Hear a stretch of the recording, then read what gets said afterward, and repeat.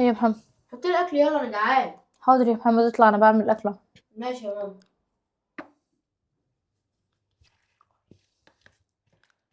ماما ماما، ايه يا وفاء؟ عملتي الاكل ولا لسه؟ ايه عملتي الاكل ولا لسه؟ عملت يا وفاء؟ ما تخلي عندك دم وتيجي تعملي يعني. مفيش دم خالص.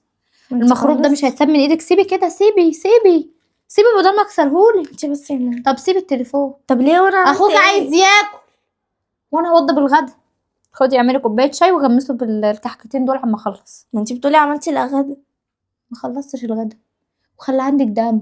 اقفي ساعديني في المطبخ. في ايه؟ لا، ما انت بقيتي بحبش الحاجات عروسه. دي، ما بحبش الحاجات دي. يعني ايه ما بتحبيش الحاجات دي؟ مش فاهمه. يعني ما بعرفش اعمل حاجات دي. يعني ايه؟ طيب هتفضلي لحد امتى يعني ما بتعرفيش؟ هو كده اهو.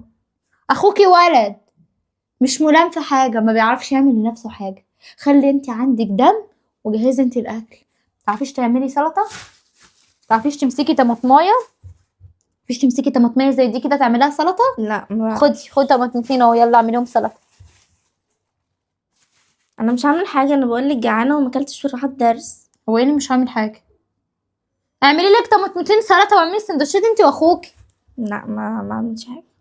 هو ايه اللي ما اعملش حاجه؟ ما تخلي عندك دم يا بنت انت. انا بكلمك حلو من ساعتها. حلوه تقعدي على التليفون ال 24 ساعه، انما اقول لك اعملي حاجه في البيت ما تعبريش ولا ترضيش تعملي حاجه. استغفري استغفري كاني بضربك. استغفري. ايوه، اعمل لك ايه يعني؟ لا ساعديني في شغل البيت زي ما انت بجحه كده عماله تضحكي. ما عندكيش دم والله، حرفيا بارده. ماشي؟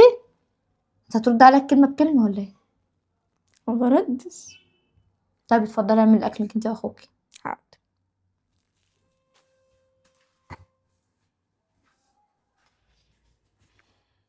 قرفت.